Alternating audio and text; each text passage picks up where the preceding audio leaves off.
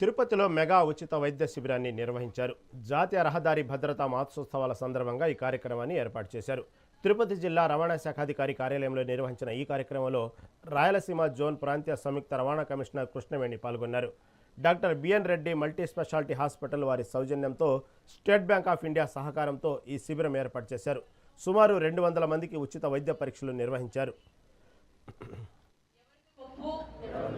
ఎవరిది తప్పు అని ఆలోచించక ప్రమాదం జరగకూడదు అనే ధ్యేయంతో ఉంటానని మరియు ఇతర రహదారి వినియోగదారులను నా బంధుమిత్రులుగా భావించి వారికి ఇబ్బంది కలిగించే రీతిలో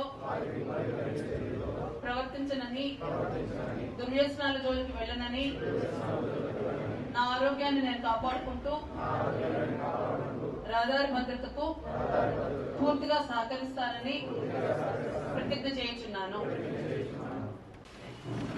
రహదారి భద్రతా ఉద్యమం అనేది 1990 నుంచి మనకి మొదలైనప్పటికీ కూడా అంటే నేషనల్ రోడ్ సేఫ్టీ వీక్ గా దీన్ని చేశాము. అయితే గత 4 సంవత్సరాలుగా మాసోత్సవాలు చేస్తున్నాం. ఎందుకంటే వారోత్సవాలు చేయటం వల్ల అనుకున్న సబ్జెక్టు ఎక్కువగా ప్రజల్లోకి తీసుకెళ్ళలేకపోతున్నాము. అలాగే అనేకమైనటువంటి symposiums, panel discussions, mega health camps ఇవన్నీ ఒక వారం రోజుల్లో కంప్లీట్ చేయలేకపోతున్నాం.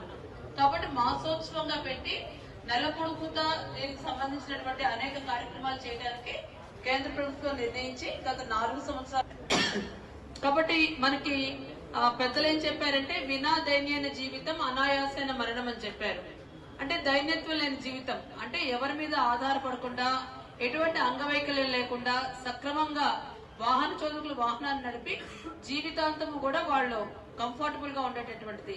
అనాయాసైన మరణం ఐసీయూలో తీసుకొని చనిపోకుండా, వెంటిలేటర్స్ పైన, డయాలసిస్ పైన, ట్రామా కేర్ లో ఉండకుండా హాయిగా జీవించే జీవితం. కాబట్టి దీనికి మనకి మెయిన్ ఏంటంటే రోడ్ సేఫ్టీ నియమాలు పాటించడం. కాబట్టి రోడ్ సేఫ్టీ నియమాలు చక్కగా పాటిస్తే యాక్సిడెంట్స్ అవ్వవు. తర్వాత ఆరోగ్యాన్ని జాగ్రత్తగా ఉంచుకోవటం.